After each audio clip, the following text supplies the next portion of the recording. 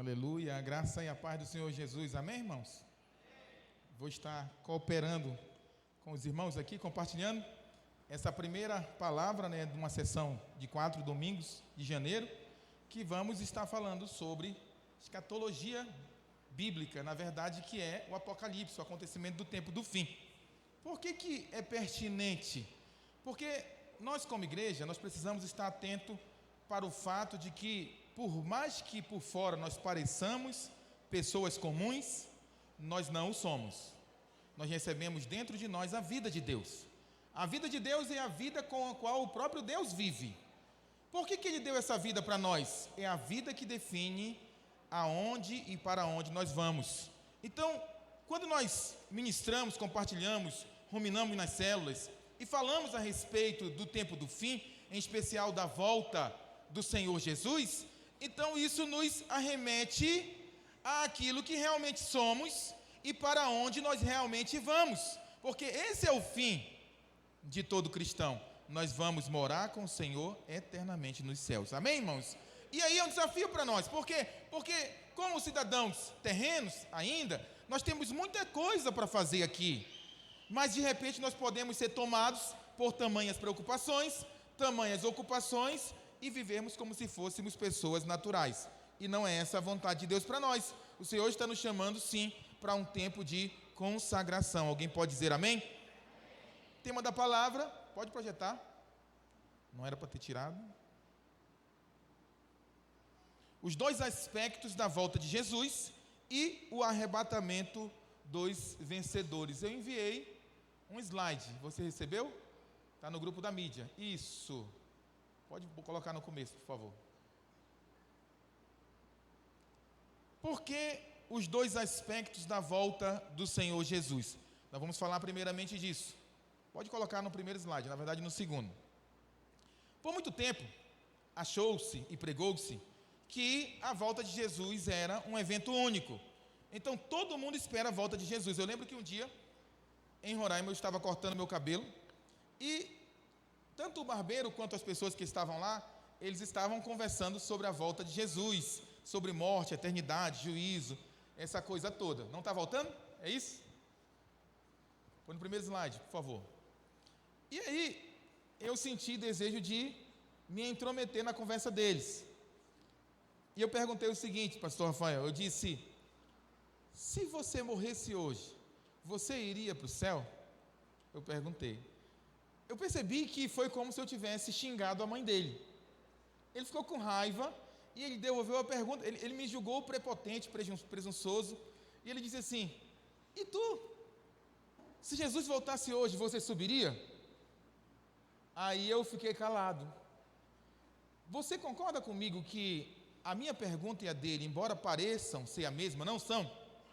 Olha a minha pergunta. Se você morresse hoje, você iria morar no céu?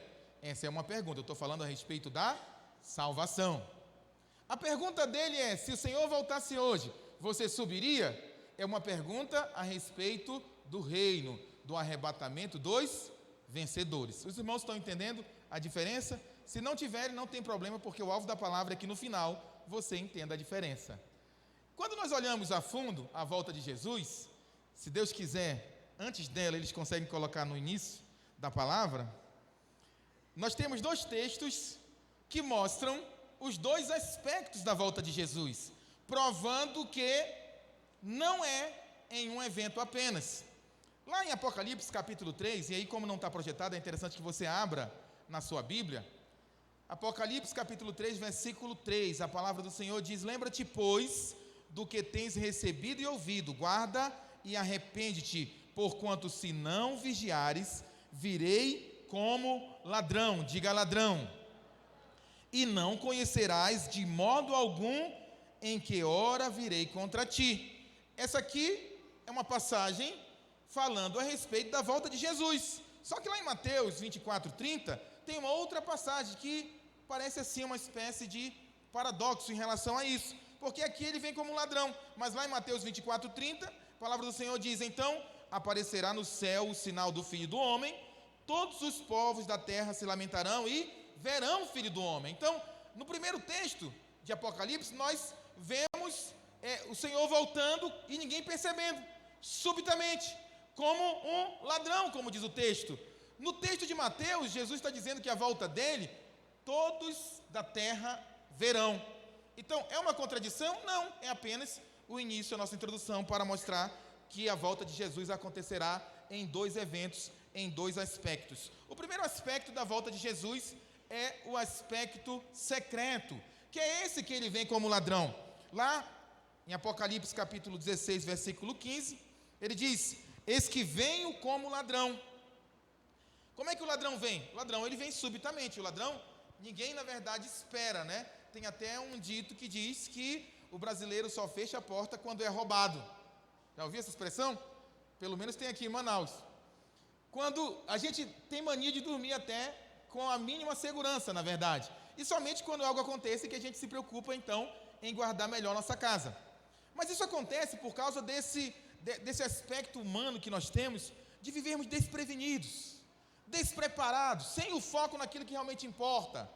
E aí, o texto aqui, ele faz é como se fosse uma ilustração. Ele diz, olha, bem-aventurado aquele que vigia, escuta, e guarda as suas vestes, para que não ande nu e não se veja a sua vergonha. A analogia é a seguinte: quando você dorme, não sei se você já viu nos filmes, na televisão, aquela cena que no meio da madrugada acontece algo, um evento, e todos os vizinhos saem para a rua, e as mulheres estão ali de baby doll, os homens de samba canção, e aquela coisa toda. É disso que o texto está falando.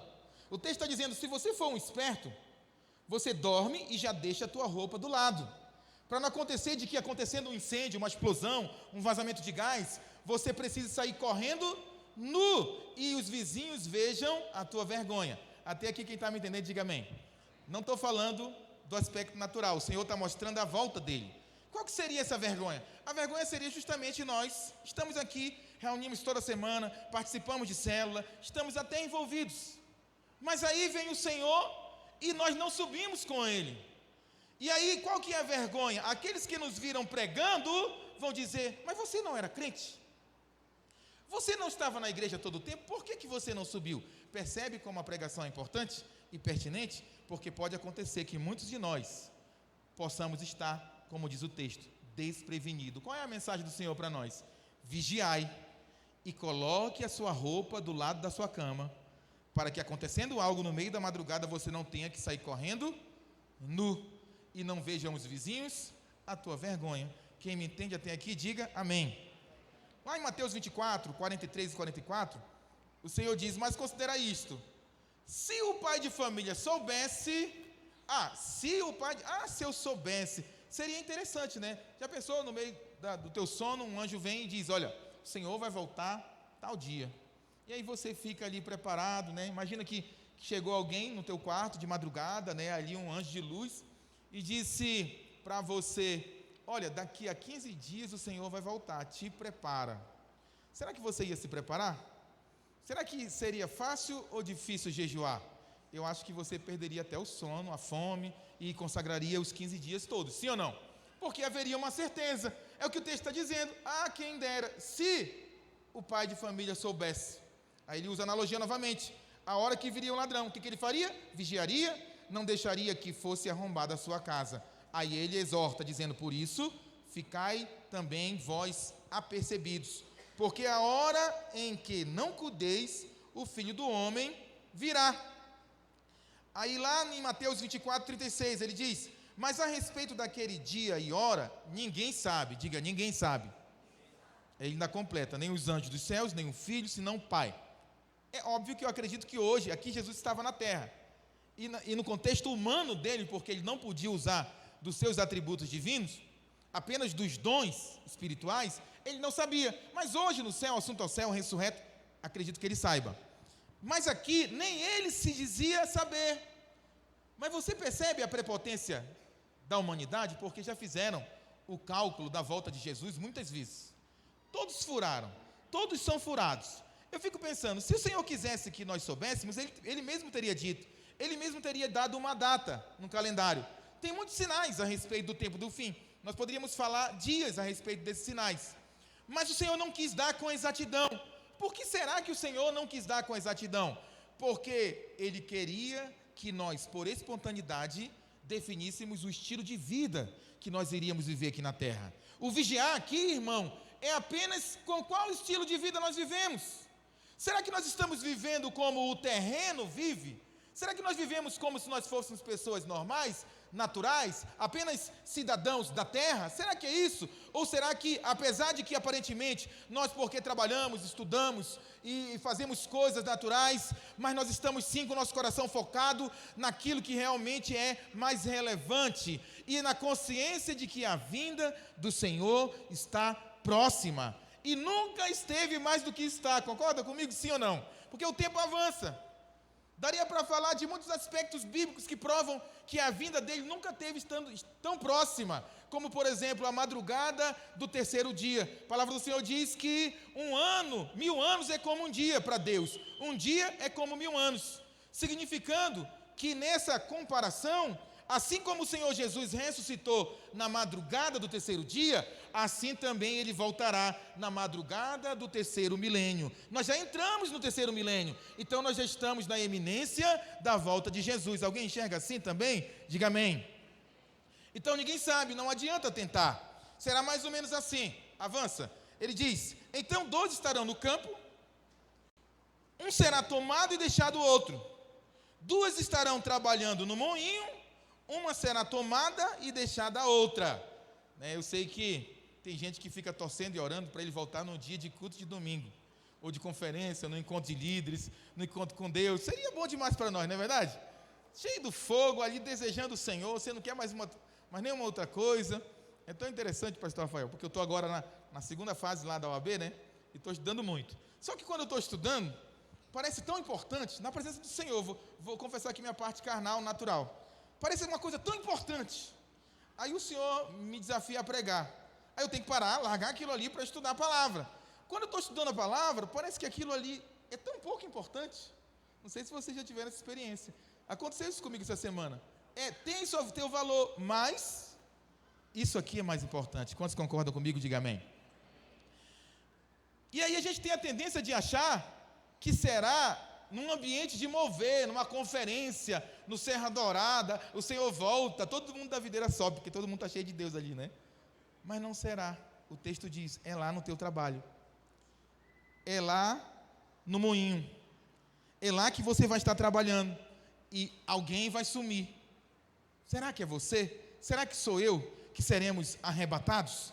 E ele ainda deixa bem claro, um vai subir e o outro vai ficar. Percebe como é séria a coisa? Porque ele está deixando bem claro, ele não disse os 2 vão ser arrebatados. Não, um será tomado, mas o outro vai ficar para contar da história que viu o outro sendo arrebatado. Aí ele diz, portanto, quando ele diz portanto, ele diz, olha, só resta uma coisa para você, vigiar, porque ninguém sabe dia e hora que o Senhor voltará.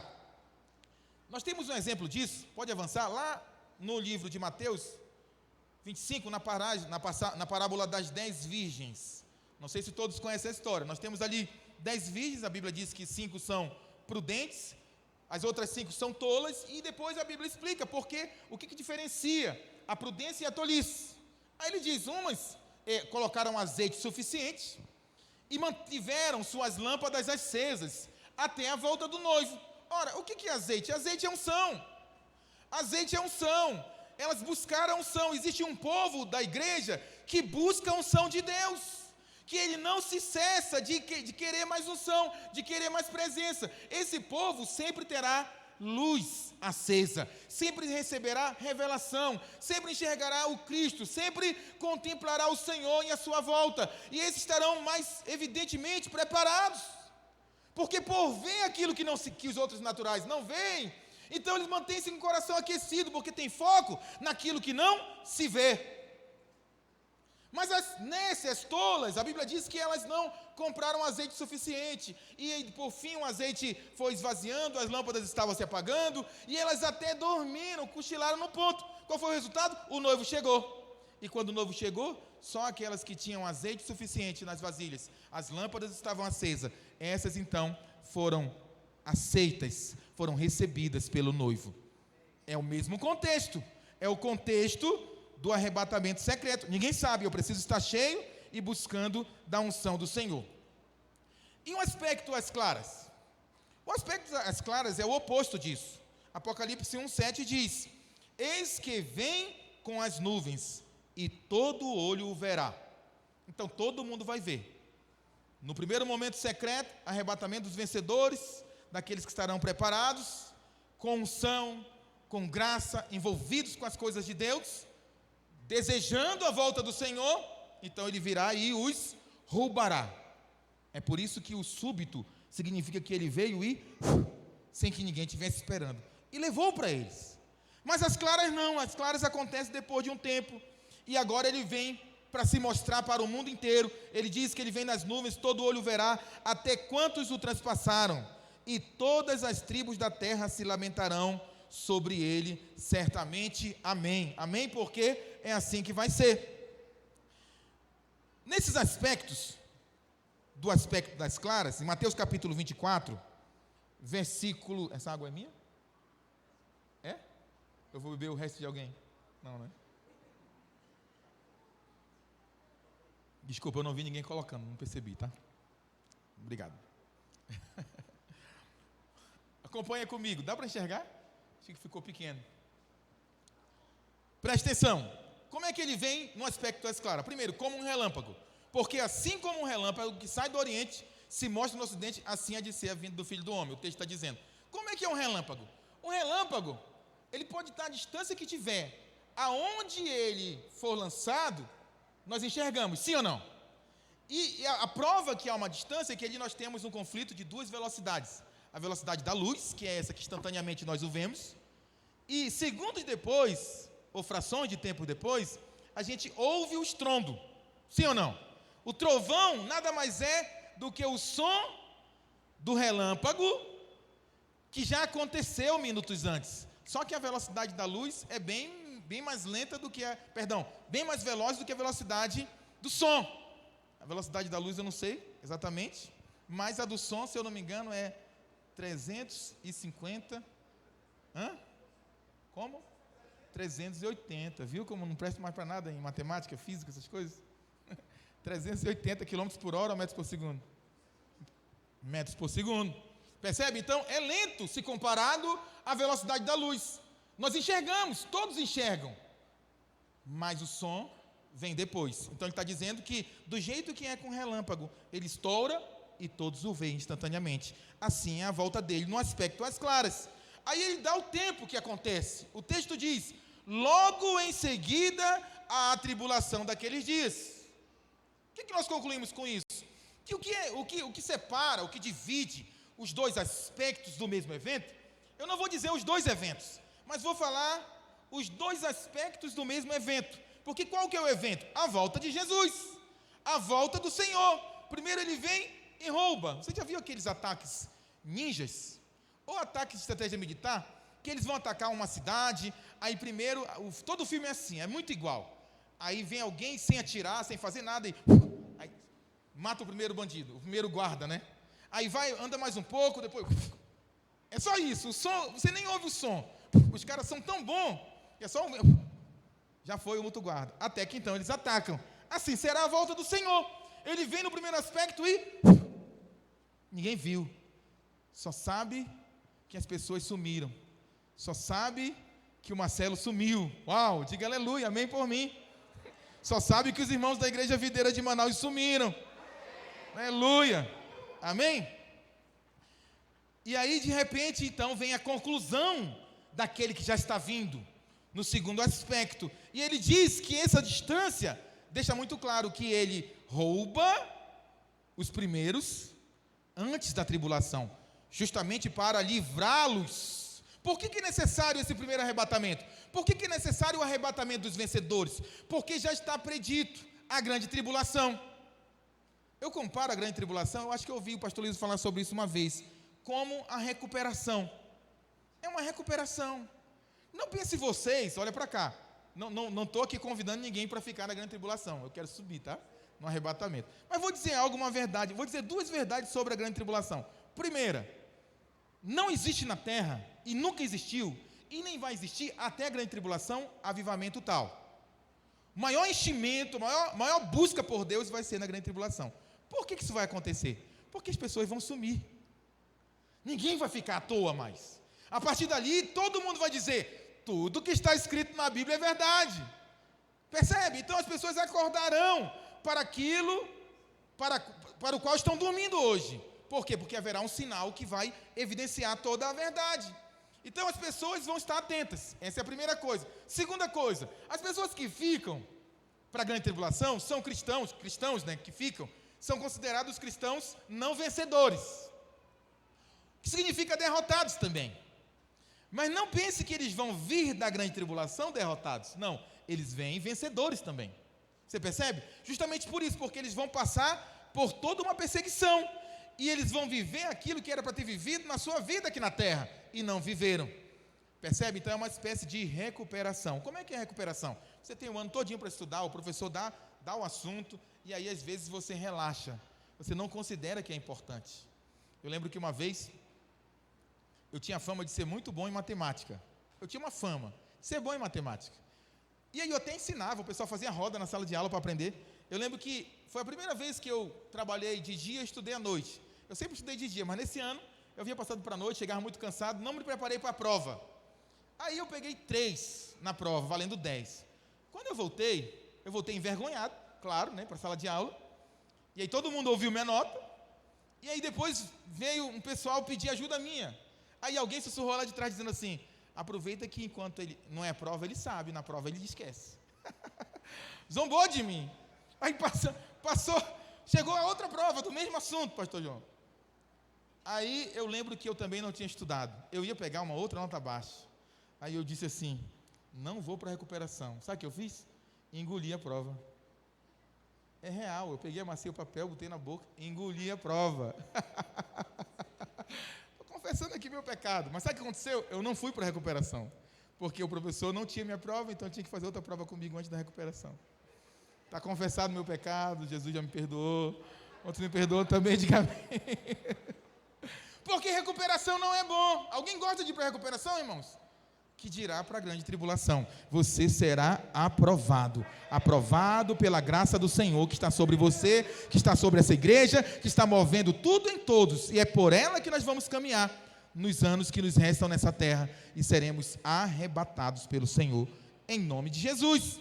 Amém? Então está definido. Antes, o arrebatamento, o Senhor rouba os vencedores, arrebata ele, porque vem a grande tribulação. E com as claras é depois da grande tribulação. Escute, pode avançar, eu vou falar do arrebatamento dos vencedores. Quando nós falamos dos vencedores, talvez nem todos sabem, porque sempre tem irmãos novos chegando na igreja, é bom explicar o que significa quando nós falamos de vencedores. Eu lembro que antigamente, não sei se o pastor Rafael lembra, na placa da igreja tinha a igreja videira, a igreja em células, uma igreja de vencedores, não era? Tiraram, não sei por que tiraram, não é mais assim. Mas vamos explicar o que é o vencedor. E qual que é a diferença? Porque se tem o vencedor, tem o derrotado. Eu fico pensando as pessoas de outras igrejas que passavam na frente do nosso prédio e viam aquela frase dizendo uma igreja de vencedores, né? Significa que as outras igrejas são de derrotados? É uma pergunta que vem, sim ou não? Se essa igreja é de vencedores, as outras é de derrotado? Então vamos ver quem não é vencedor. Nós sabemos, sempre nos encontros com Deus, naquela palestra da nossa herança em Cristo, alguém sempre lembra de uma história de uma mulher que foi empregada, de uma mulher muito rica, e aí a mulher muito rica morreu, deixou um testamento para ela não sabe o que é o testamento, ela é moldura, coloca no quadro, porque gostava muito da sua patroa, e aí seu sobrinho, que era advogado, vem visitá-la, depois de muitos anos da vida dela, já no finalzinho da vida, então ele vê o quadro, percebe que é um documento, pede para ler, avalia, vê que é um testamento, e vê que aquela tia dele viveu uma vida inteira sendo rica, mas vivendo miseravelmente como pobre.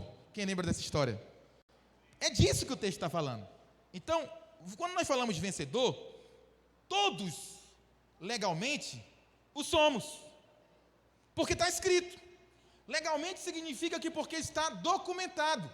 Sabe por que a Bíblia é chamada de testamento? É no mesmo sentido do testamento da história que eu acabei de contar. Há uma herança para nós. Há uma herança para nós tomarmos posse. O Senhor quer que nós nos apropriemos dela em cada área de nossas vidas e passamos a reinar em vida. É isso que significa reinar em vida. É se apropriar de toda a herança que o Senhor deixou para nós. Tudo que Jesus conquistou na cruz é direito nosso, é nossa herança. Todas as bênçãos de Deus para nós, tomamos posse, é nossa herança. Então, herança é assim. Herança existe, mas eu preciso de tomar posse dela.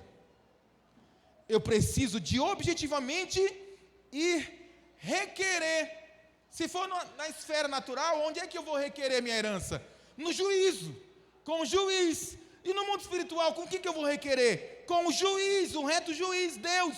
A gente vai lá e mostra para o Senhor, Deus Pai, o juiz, que o Filho já cumpriu toda a justiça e a herança que ele conquistou na cruz do Calvário é nossa por direito. É o mesmo princípio. O problema, irmãos, é que muita gente vê a Bíblia como se ela fosse um código de conduta. Como se ela fosse apenas regras para pautar um padrão de comportamento moral.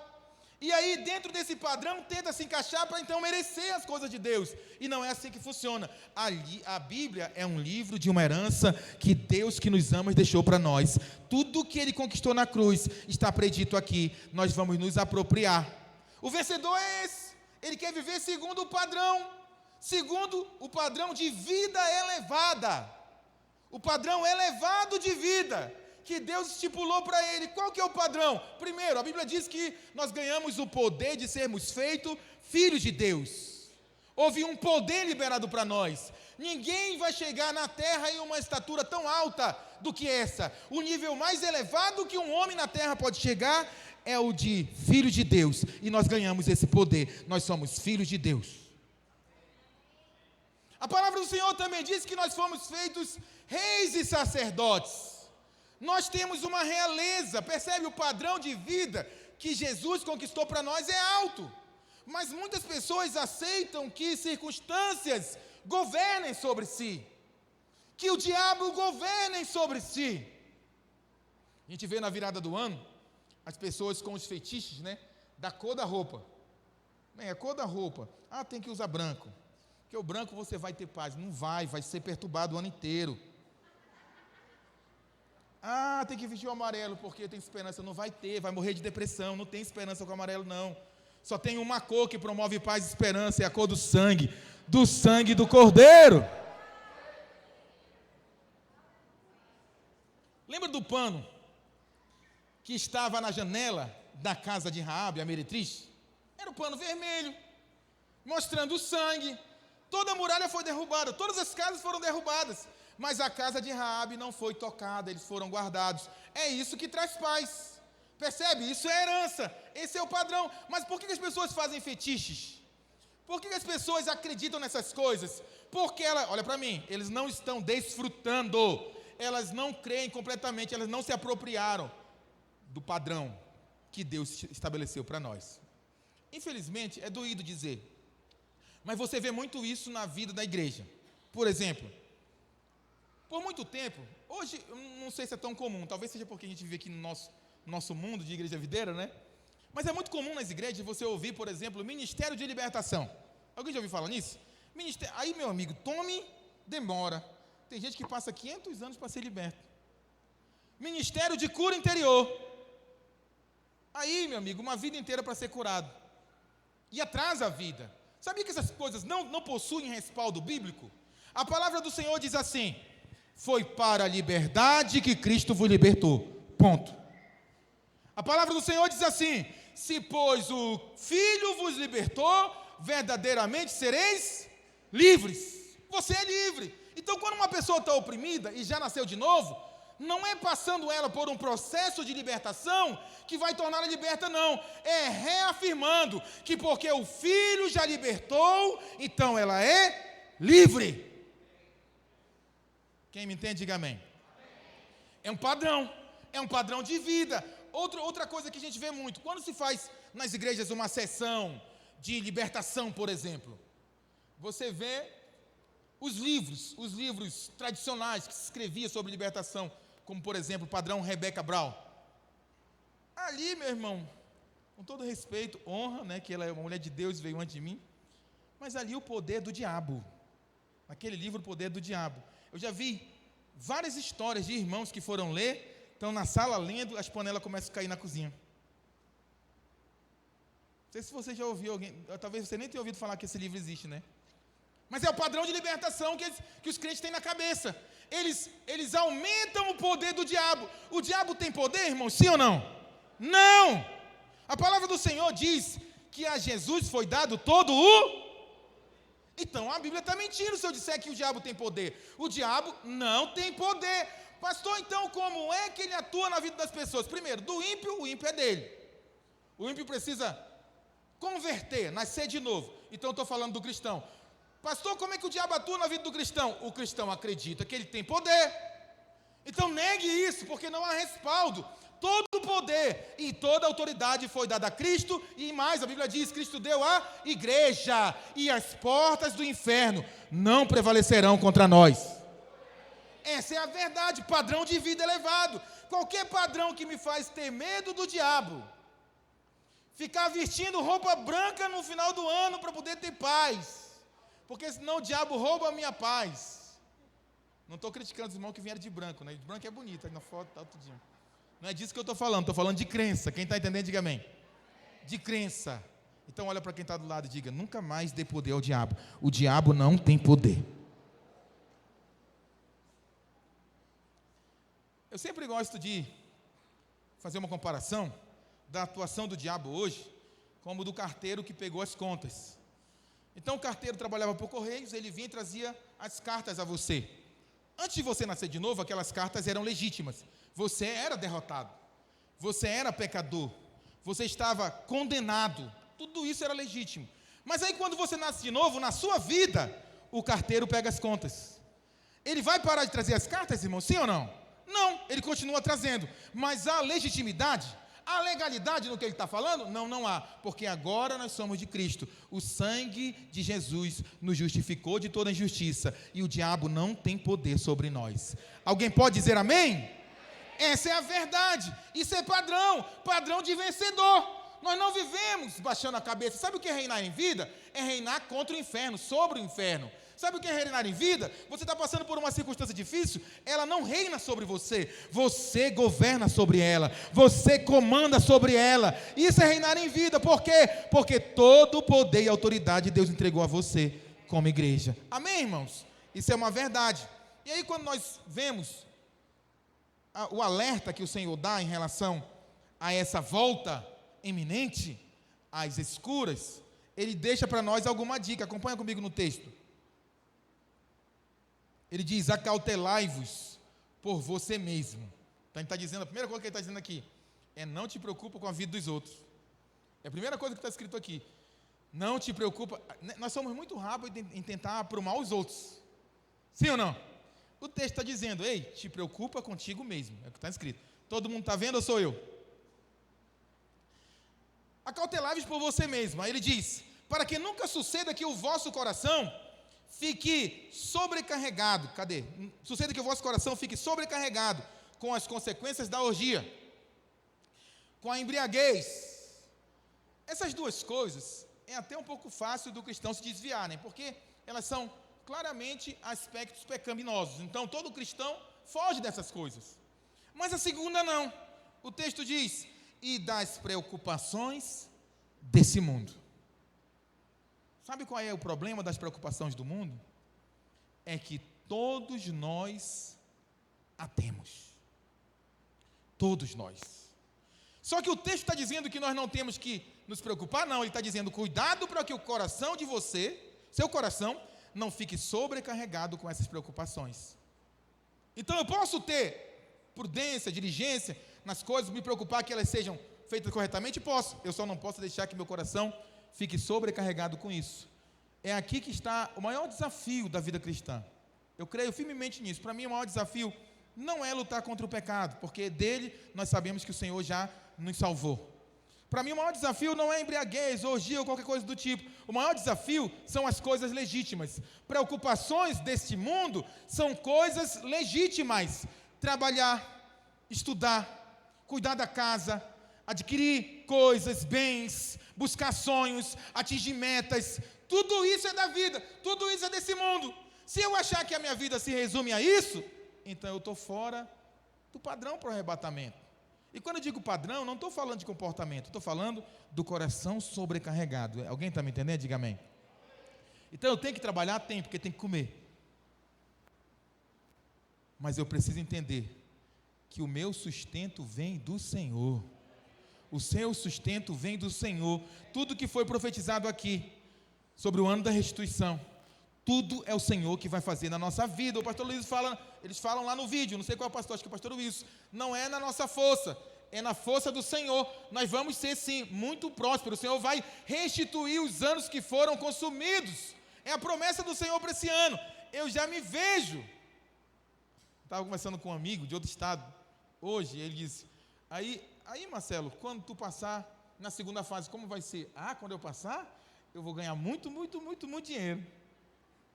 É simples assim. Mas eu falei porque há alguma habilidade em mim? Não, eu falei porque é a promessa de Deus para mim. Deus tem promessa para mim e para você. Sabe qual é a única forma de Deus fazer uma igreja avançar? A única é fazendo prósperos os membros dessa igreja. Adquirimos uma chácara, estamos adquirindo, vai concretizar. Esse prédio é próprio. Daqui a pouco nós precisamos ir para um prédio maior, bem maior, numa avenida super destacada na cidade. Como que isso vai acontecer? Só tem uma forma. Deus vai fazer o povo dessa igreja muito próspero. Sabe qual é a boa notícia? Sabe qual é a melhor notícia? É que eu sou daqui. Então ele tem que passar por mim esse negócio. Tem que passar por ti. Não ande cabisbaixo. Se você não está enxergando uma porta, uma luz no fim do túnel, não fique vestindo roupa amarela. Olhe para a cruz. O Senhor tem para você suprimento total em Cristo Jesus. Eu creio nisso. Eu sou o liso mais em paz que existe na face dessa terra. É real, pastor. Deus me deu tanta graça. Vou falar para os irmãos, eu estou desempregado. Meu último salário foi em dezembro. Não, nem em dezembro eu recebi. Fiz uma negociação. Sabe quando é que vence minha primeira conta só? 13 de fevereiro. Daqui até 13 de fevereiro eu não tenho nada para vencer. Sabe como é benção? Eu penso num desempregado feliz. Entendeu o que eu estou dizendo? Irmãos, preste atenção, se você foca o teu sustento, o teu suprimento no teu trabalho, está errado. Não é o teu trabalho, é o Senhor quem te sustenta. Eu lembro uma vez que, no dia que eu fui chamado ao ministério pastoral, foi setembro de 2009, conferência no Goiânia na Arena, que aqui foi 1.000 jovens chamados, eu estava no meio daqueles 1.000 jovens. Nesse dia eu tinha fugido do quartel para viajar. E aí, eu fiquei 7 dias, eu falei só com uma pessoa que era crente, e um superior disse assim, não Marcelo, pode ir, vai que eu seguro as broncas aqui. Aí quando eu volto, eu chego no 7º dia. Todo militar sabe que no 8º, se você falta, você deu como desertor. São 8 dias para iniciar um processo de deserção. No 7º eu ia dizer, eu vou descansar, amanhã eu vou. Aí deu aquele negócio ruim, pastor, disse, eu vou para o quartel. Quando eu cheguei lá, eu fui entrando, os colegas já foram dizendo, o tenente está te esperando na sala dele. Aí eu disse, sério, o que foi que houve? Um negócio tem para ti, um documento lá. Quando eu fui lá, ele me deu um documento, era uma parte de ausência. A parte de ausência é o primeiro documento emitido no processo administrativo para a expulsão do militar. Aí lá estava 5 transgressões disciplinares. E assinado embaixo, estava a pessoa que me liberou para ir, dizendo que segurava a bronca. E aí eu disse, cadê fulano? Detalhe, meses antes essa pessoa ia ser expulsa daquele quartel. E ela adoeceu psicologicamente, foi na minha casa pedir para eu assinar um abaixo-assinado contra a expulsão dela. E eu assinei. Quando eu voltei para o quartel, o pessoal disse, vai voltar, o escorpião vai voltar contra ti. E era isso que estava acontecendo. Aí eu disse, cadê fulano? Aí ele disse, não, ele está de férias. Então ele fez e tirou férias. Irmãos, eu não sei o que eu senti, foi raiva, com paz, eu não sei o que foi, um negócio tão misturado, que eu disse assim, eu não vou negar nada não, eu fiz tudo isso, né? Lá entre as transgressões estava faltar o quartel sem justa justificativa, eu não tinha uma justificativa justa. Ausentar-se do estado sem avisar quem direito, realmente, oficialmente eu não avisei ninguém. Chegar no outro estado sem se apresentar à autoridade competente, eu também não me apresentei para ninguém, eu fui direto para a conferência do Radical Livre. Falei, é tudo verdade. Ele falou, mas tu vai falar isso para o coronel? Eu falei, não tem outra coisa para falar. Aí me levaram para o coronel, aí foi aquela escolta, né, me levando para o coronel.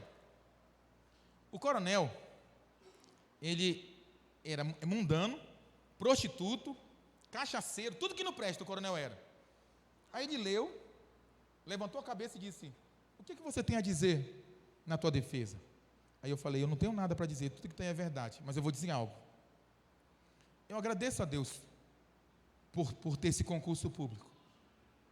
Meu salário vem por causa do trabalho na Polícia Militar. Mas a polícia nunca foi nem será a fonte do meu sustento. Quem me sustenta é Deus, isso aqui é só um instrumento. Eu falei para ele, claro que eu não falei apontando o dedo assim, eu falei assim.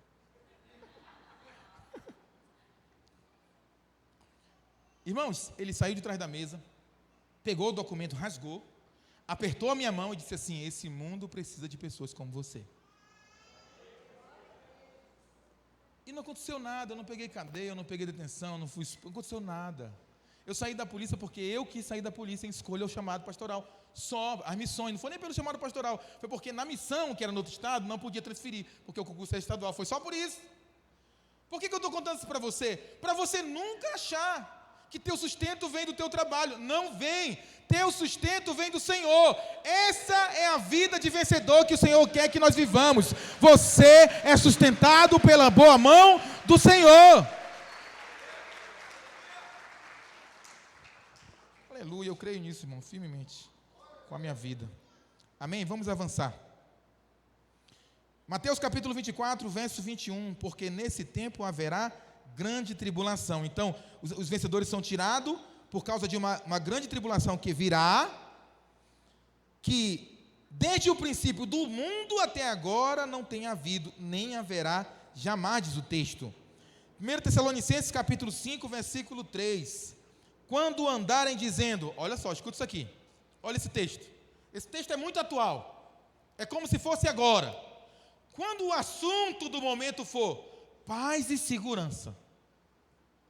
Esse ano Israel chegou a lutar 7 guerras, não foi? Só se falava de guerra, e todo mundo, no passado, perdão, todo mundo só quer paz, a conversa é paz. Quando se fala de guerra, na verdade está se falando por uma necessidade de paz. Um outro assunto pertinente, insegurança jurídica no Brasil, inclusive meu TCC foi sobre isso na faculdade. Você sabia que a segurança que a Constituição Federal oferece para nós não é a segurança policial, é a segurança jurídica? Porque quando tem segurança jurídica, você vive tranquilo como cidadão. Nós perdemos ela. Quantos já perceberam isso na televisão? Ela não existe mais no Brasil. Aí o texto diz, quando estiver conversando sobre paz e segurança, tome cuidado. É aí que sobrevirá repentina destruição. Como é que funciona? E como é que funcionará? Essas coisas que nós vemos hoje, que nós torcemos para melhorar, não vão melhorar. Não vão. Não vão. Não estou falando isso para te pôr medo, lembra? Nosso sustento, nossa proteção e segurança vem do Senhor.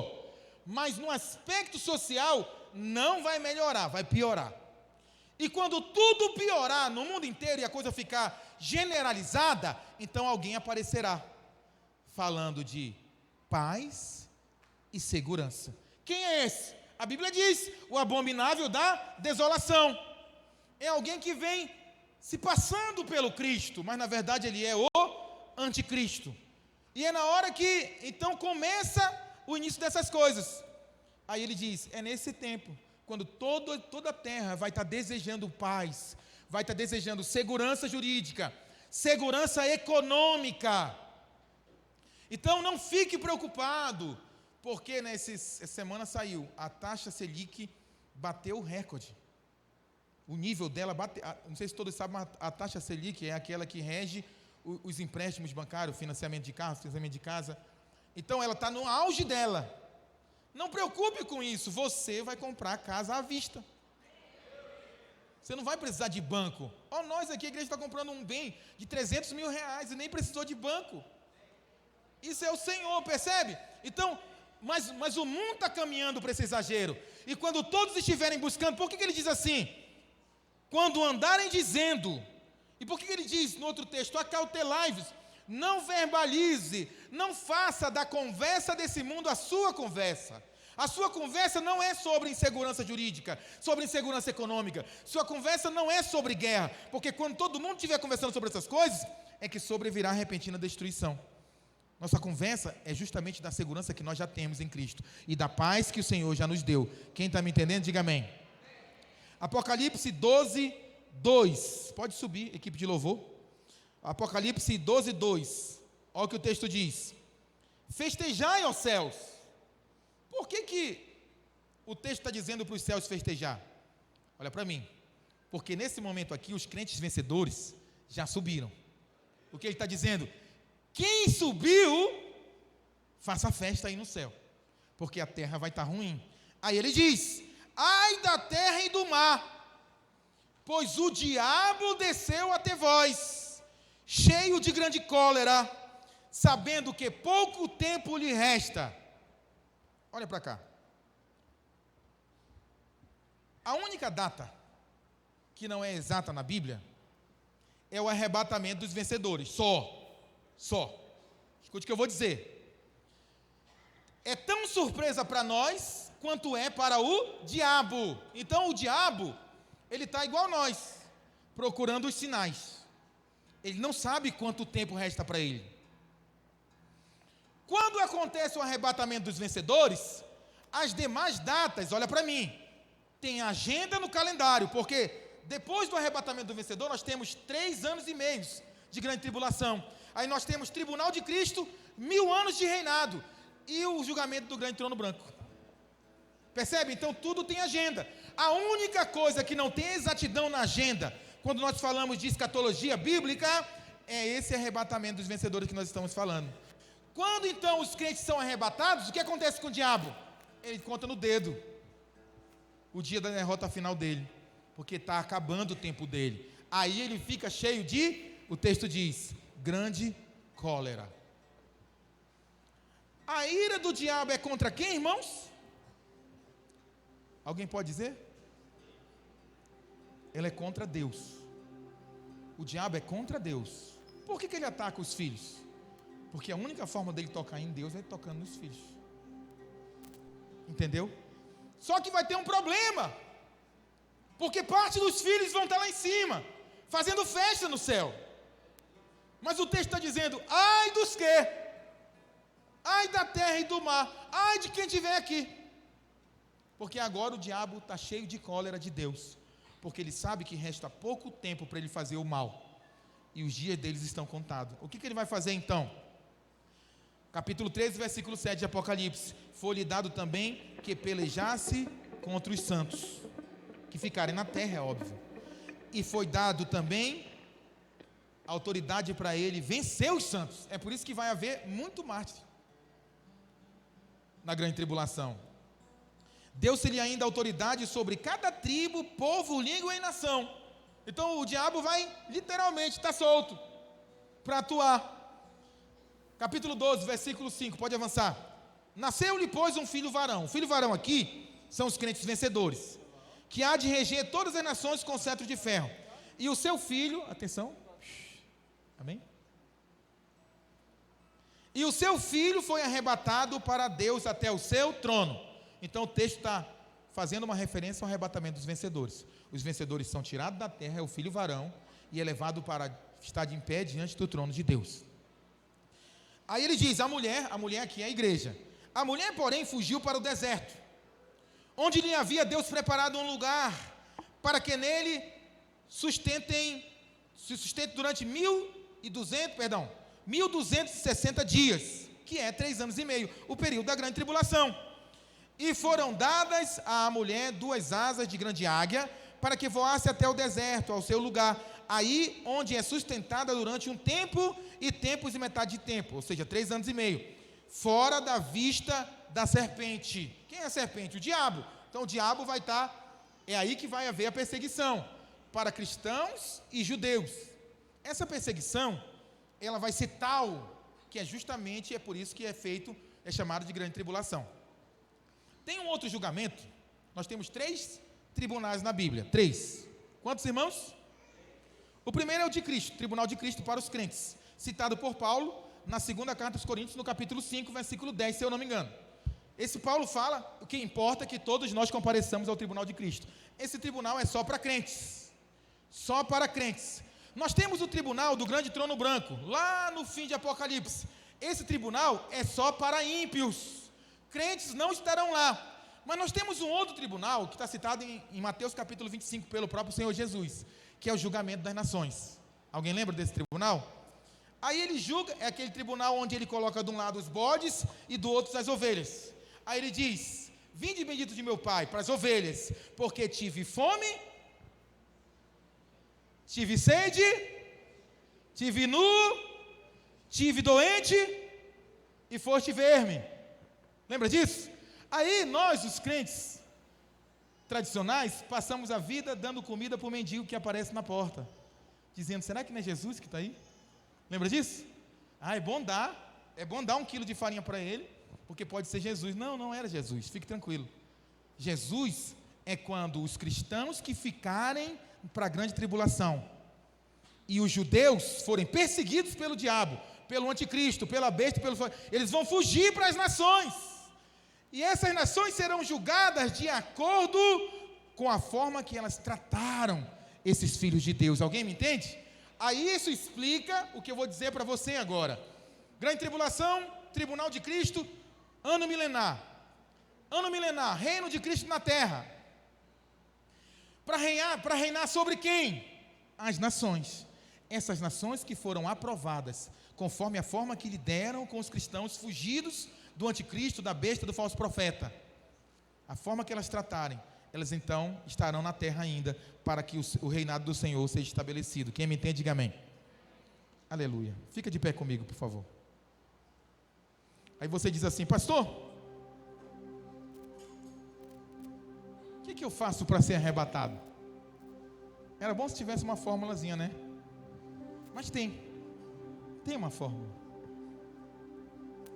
Lucas capítulo 21, versículo 36, avança 2 slides, pode avançar. Lucas 21, 36, vigiai a todo tempo, orando para que possais escapar de todas essas coisas que nós acabamos de falar, que tem de suceder. Aí ele dá aqui a primeira dica para você ser arrebatado. Ele diz: está de pé na presença do Filho do Homem. Presença de Deus. O Senhor quer que você busque a presença dele. O Senhor não quer que você mude comportamentos. Comportamentos não fazem pessoas serem arrebatadas ou não serem arrebatadas. Presença de Deus faz. Azeite, luz na lamparina. Apocalipse 3:10, ele dá outra dica: portanto, guardaste a palavra da minha perseverança, eu também te guardarei da hora da provação. Qual é a outra dica? Palavra da perseverança. Qual é a palavra da perseverança? É o evangelho que nós pregamos e ouvimos todas as semanas aqui nessa igreja. Reproduza ele, pregue a palavra do Senhor, pregue o evangelho, pessoas serão salvas. Gaste seus dias pregando o evangelho. Nós estamos diante de uma grande oportunidade. Muitas pessoas se converterão através da nossa pregação. Outra dica, 2 Timóteo capítulo 4, versículo 8. Já agora, pois, é Paulo falando: a coroa da justiça me está guardada, a qual o Senhor, reto juiz, me dará naquele dia, e não somente a mim, mas também a todos quantos amam a sua vinda. Então o que eu tenho que fazer? Amar a vinda do Senhor. Mas como que se ama a vinda do Senhor? Fazendo uma força para amar? Não. Reconhecendo que Ele nos amou primeiro, porque nós o amamos, porque Ele nos amou primeiro. Eu gosto daquela cena do filme do apóstolo Paulo, que ele explica para aquele oficial romano, que ele diz que quem vive pelas coisas desse mundo, vive por um punhado de água, que é colocado na palma da mão e vai escorrendo, e logo se acaba. Mas quem vive pelo Senhor, vive por toda a imensidão de água do oceano. Foi para isso que nós fomos chamados. Lá em Lucas capítulo 12, versículo 35, o Senhor conta uma parábola chamada a parábola do servo vigilante. O texto diz: cingido esteja o vosso corpo, acesas as vossas candeias, seja vós semelhante aos homens que espera pelo seu Senhor, ao voltar ele da festa de casamento, para que quando vier e bater a porta, logo lhe abram. Bem-aventurado aquele servo a quem o Senhor, quando vier, o encontre vigilante. Em verdade afirmo que ele há de cingir-se. Então Jesus vai se cingir, Jesus vai nos dar um lugar à mesa, vai se aproximar de nós e vai nos servir. Aí ele diz como é que o servo espera: quer ele venha na segunda vigília ou na terceira vigília, bem-aventurados serão eles, se assim os achar. Quando é que ele vem? Subitamente. Em qual vigília da noite? A segunda? A terceira? Qual época do ano? Qual fase da nossa vida ele virá? No sucesso? Quando nós estamos passando por tribulação? Qual fase ele virá? Não interessa. O texto diz: o servo apaixonado espera tanto na segunda hora quanto na terceira vigília da noite. Eu declaro que essa unção está sobre nós. Feche seus olhos. Feche seus olhos por esse momento e reflita por alguns instantes no Senhor.